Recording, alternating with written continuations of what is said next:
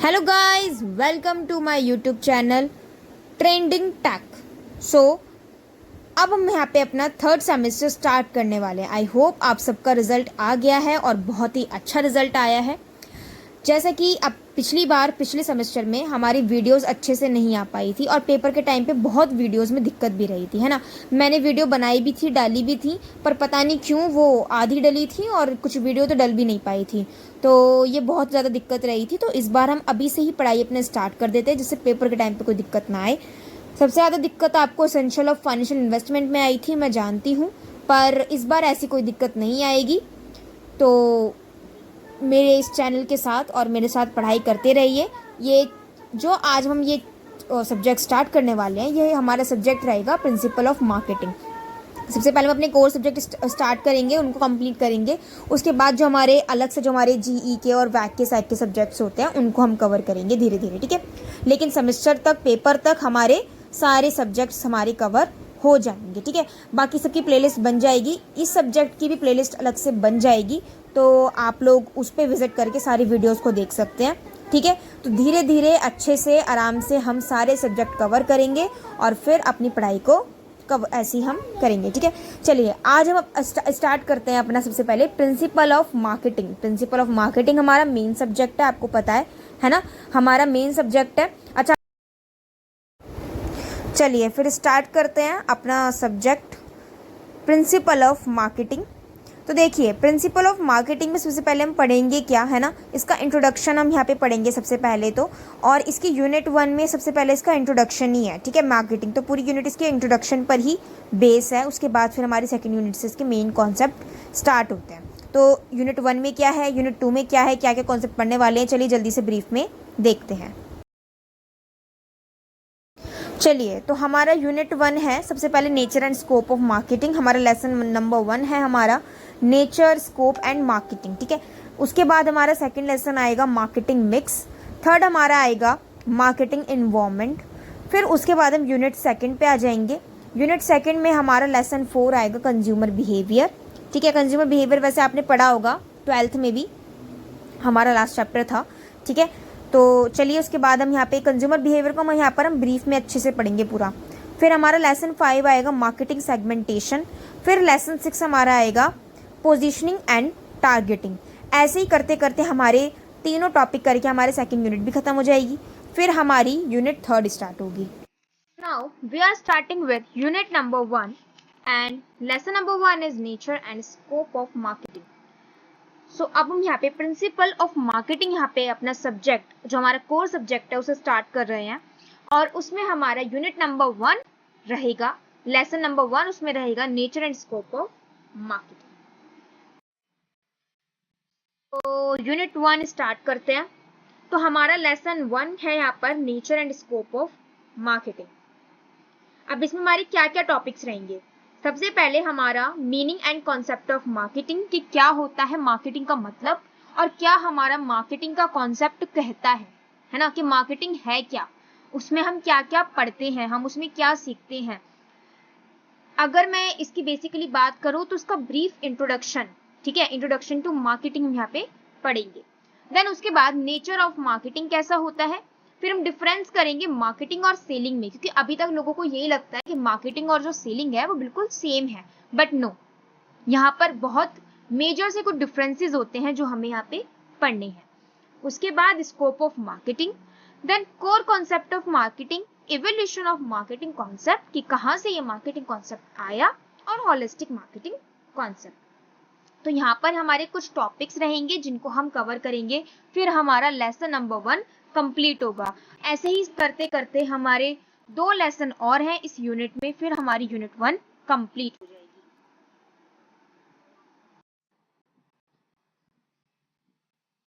अब first concept से start करते हैं, जो कि है हमारा मार्केट। सो सबसे पहले क्वेश्चन यही अराइज होता है कि व्हाट इज मार्केट, मार्केट होता क्या है, हम मार्केट में क्या पढ़ते हैं, राइट। सबसे पहले जब भी हम मार्केट पढ़ते हैं या फिर सेलिंग पढ़ते हैं तो हमें सेम ही लगता है कि मार्केट और सेलिंग दोनों सेम ही चीज है ना। मार्केटिंग और सेलिंग, मार्केटिंग में हम सामान बेचने का काम कर रहे हैं, सेलिंग में भी हम सामान बेचने का ही काम कर रहे हैं, तो दोनों में क्या डिफरेंस है। और मार्केटिंग शब्द आया कहाँ से है, और मार्केट का मतलब क्या होता है। सो सबसे पहले हमें ये सारी चीजें बेसिक कॉन्सेप्ट क्लियर करने होंगे, उसके बाद ही हम यहाँ पे प्रिंसिपल ऑफ मार्केटिंग समझ सकते हैं, राइट। तो व्हाट इज मार्केट, चलो आप लोग ही बताओ मार्केट क्या होता है। आप लोग बहुत ज्यादा मतलब मार्केट में तो गए होंगे, है ना, कभी ना कभी कोई ना कोई मार्केट में जरूर गया है, कुछ ना कुछ सामान लेने के लिए, है ना, और कभी कभी शॉपिंग करने के लिए, तो सभी मार्केट गए हैं, राइट। बट उस मार्केट में आपने बहुत सारी चीजें नोटिस की होंगी, राइट। जैसे कि वहां पे मैनेजमेंट होता है ना, वहां पर चीजें सेल की जाती है, वहां पर देखा जाए तो अकाउंटिंग होती है ना। चलिए एग्जांपल से समझते हैं। मान लीजिए आप लोग सब्जी लेने गए हैं, है ना, सब्जी लेने तो जाते हो, तो वहां पे देखा कैसे वहां पे मैनेजमेंट करते हैं, कैसे वहां पे अकाउंटिंग हो रही होती है, हर एक पैसे का हिसाब लगाया जाता है ना, कैसे वहां पे हर चीजों को लाइक एक अकॉर्डिंग में एक अरेंजमेंट में रखा जाता है, राइट। तो ये सारी चीजें मार्केटिंग में आती है। तो मार्केटिंग एक ब्रॉडर कॉन्सेप्ट हो जाता है, ठीक है। अब मैं बात करती हूँ अकॉर्डिंग टू फ्लिप कॉटलर। अब देखो यहाँ पर हम इस डेफिनेशन को लिखे या फिर अपनी डेफिनेशन खुद बना के लिखे, one on same thing, okay. कोई भी डेफिनेशन लिखो, बट उस कॉन्सेप्ट को समझना बहुत इंपॉर्टेंट है, right. So according to Philip Kotler, marketing is social and managerial process. या ये सोशल प्रोसेस है, मैनेजरल प्रोसेस है ना, by which individuals and organizations obtain what they need and want through creating, offering and freely exchanging products and services of value with one another. अब इसका मतलब क्या हुआ, देखो मार्केटिंग क्या है ना, एक प्रोसेस है, बट कैसा प्रोसेस है, ये प्रोसेस है सोशल, साथ ही साथ ये प्रोसेस है मैनेजीरियल। कैसा प्रोसेस है, सोशल, साथ ही साथ मैनेजीरियल। अब सोशल प्रोसेस कैसे है, सोशल प्रोसेस ऐसे है बिकॉज ये सबको इसमें इंक्लूड करता है, ठीक है। सोशल मतलब सोशल गैदरिंग, सोशल गैदरिंग मतलब यहाँ पर सब चीजें सोशली इंक्लूड है, ठीक है, सबके लिए होती है। मैनेजीरियल प्रोसेस कैसे है, क्योंकि यहाँ पे कोई ना कोई कुछ ना कुछ मैनेजमेंट जुड़ा हुआ है, ठीक है। By which individuals and organisations obtain what they need and want through creating, right. अब इंडिविजुअल्स या फिर ऑर्गेनाइजेशंस इससे क्या करती हैं, जुड़ती हैं, है ना। देखो इसका बेसिक सा मतलब समझो, मार्केट में क्या होता है, मार्केट में कोई ना कोई चीज को सेल किया जाता है, सर्विस प्रोवाइड की जाती है, और कोई ना कोई उस सर्विस को लेने वाला होता है या फिर चीजों को बाय करने वाला होता है ना।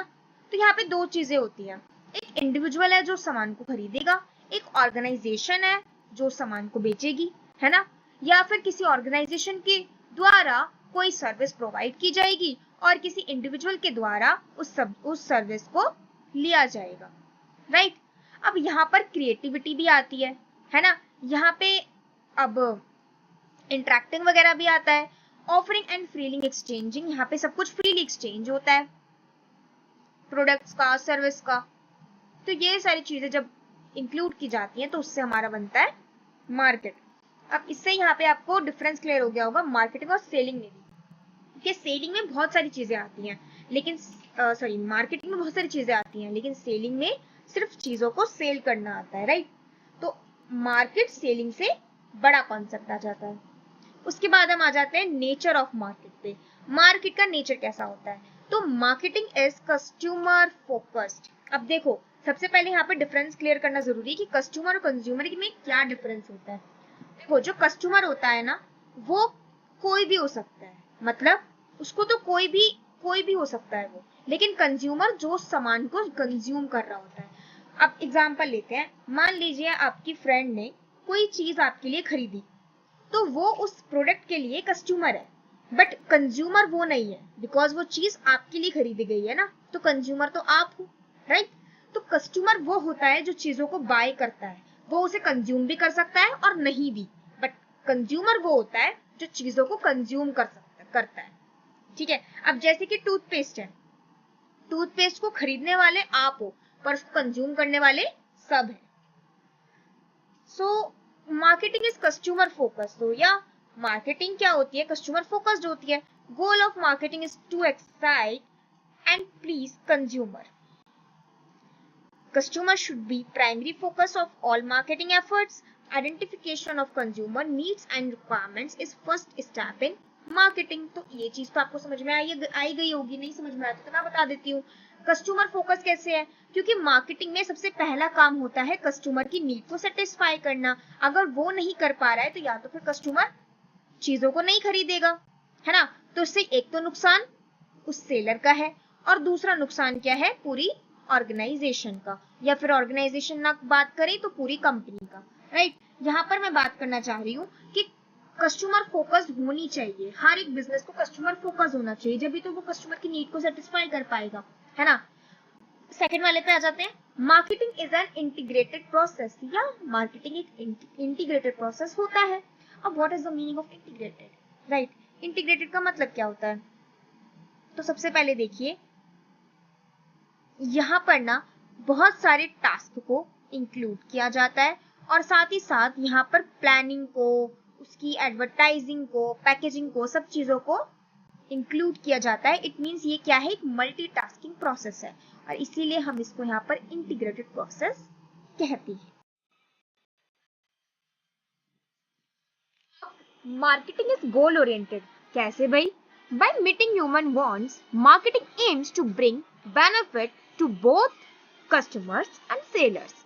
Ultimate objective of marketing is to increase revenue by ensuring customer satisfaction. नहीं समझ में आया? देखो भाई, मार्केटिंग एक गोल ओरिएंटेड प्रोसेस है.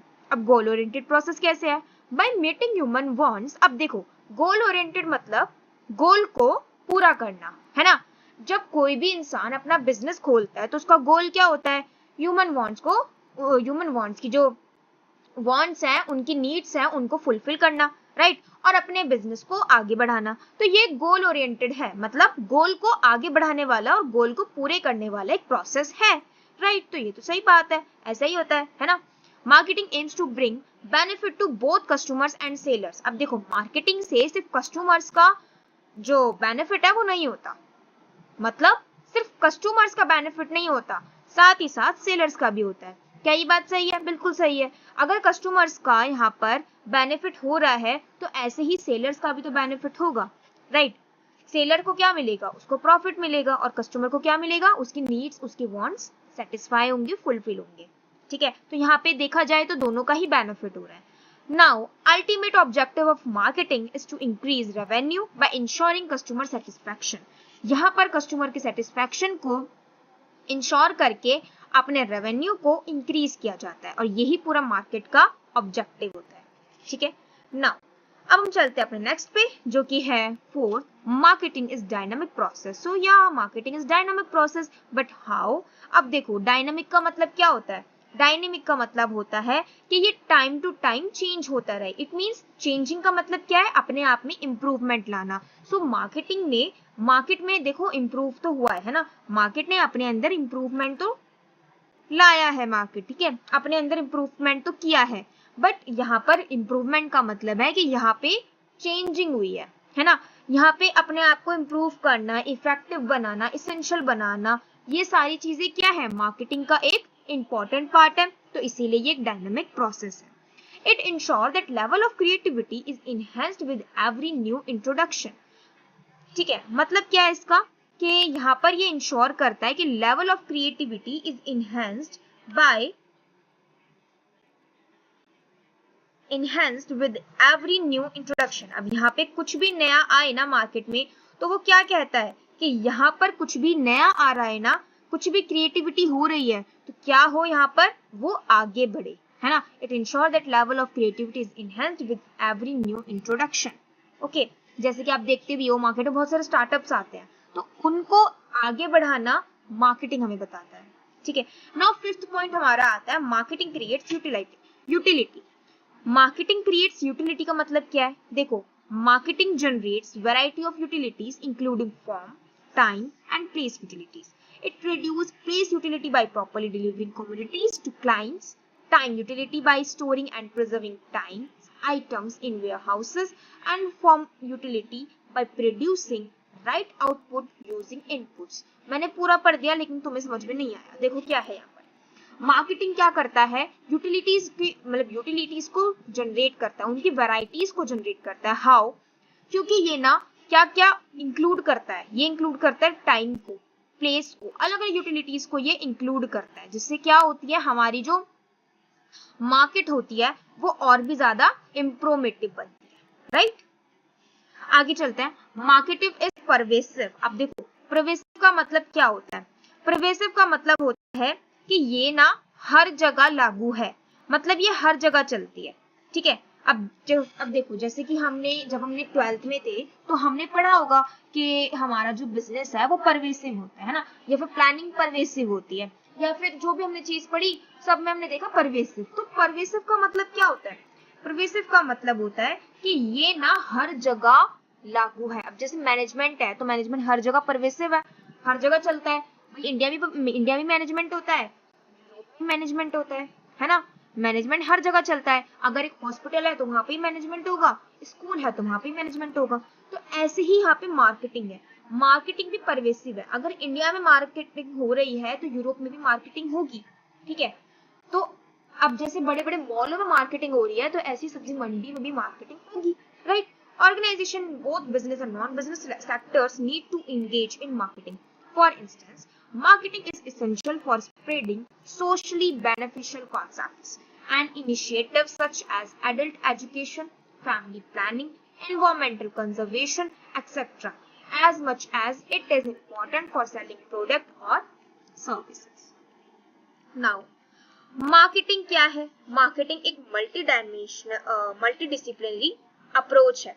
हाउ, अब देखो कैसे, मल्टीडिसिप्लिनरी अप्रोच का मतलब क्या होता है, मल्टीडिसिप्लिनरी अप्रोच का मतलब क्या होता है कि यहाँ पर ना ये ना इन्वॉल्व करती है majorly out of commerce and economics. Commerce और इकोनॉमिक्स को क्या करती है, ये इन्वॉल्व करती है। Additionally marketing is benefited from disciplines like anthropology, psychology, law, statics, sociology, mathematics etcetera. Multidisciplinary मतलब समझे, नहीं समझे ना, देखो मल्टीडिसिप्लिनरी का मतलब क्या होता है कि ये अलग अलग डिसिप्लिन होते हैं और ये हर एक डिसिप्लिन में सिखाई जाती है। देखो क्या आप साइकोलॉजी में मार्केटिंग पढ़ते हो, यस। लॉ में मार्केटिंग पढ़ते हो, यस। स्टैटिक्स में मार्केटिंग पढ़ते हो, यस। सोशियोलॉजी में, हाँ। मैथमेटिक्स में, यस। सब में यहाँ पे ये यूज होती है। तो इसका मतलब क्या कि डिसिप्लिन तो ये सब में यूज हो रहा है, ठीक है। अब इसका मतलब क्या है कि ये एक मल्टीडिसिप्लिनरी अप्रोच है। अब आपके सामने कुछ क्वेश्चंस आ गए हैं, उन क्वेश्चंस को एक बार हम देखते हैं, ठीक है। क्वेश्चंस चलो देखो यहाँ पर, ये क्वेश्चन नंबर 1 है, जो मैंने अभी तक पढ़ाया है ना उसी के ऊपर एक क्वेश्चन बेस्ड है। Are desires for particular goods that are supported by capacity and willingness to buy. अब इसका आंसर क्या होगा ये आप लोग मुझे कमेंट में बताओगे, ठीक है। ये क्या है, यहाँ पर डैश में क्या आएगा, are desires for particular goods that are supported by capacity and willingness to buy. ये किसकी डेफिनेशन है, ये डेफिनेशन तो है बट किसकी है, तो अभी हम पढ़ के ही आए हैं कॉन्सेप्ट, है ना, तो आप समझ भी गए होंगे यहाँ पे क्या आंसर आएगा। तो जल्दी से मुझे कमेंट बॉक्स में बता दो। Now question number 2 is which of following does not relate to nature of marketing। अब nature of marketing में से कौन कौन सा नहीं है, तो अभी भी हम ऊपर nature of marketing पढ़कर आए हैं, है ना, तो इसमें से कौन सा नहीं हो मुझे बता देना। A, marketing is customer focused, B, marketing is goal oriented, C, marketing is business, और D, marketing is pervasive। आप मुझे कमेंट बॉक्स में बताओगे क्या आंसर है, ठीक है, फिर मैं कमेंट बॉक्स में इसका आंसर रिवील कर दूंगी, ठीक है। नाउ थर्ड क्वेश्चन क्या है, the first and foremost task perform during marketing is.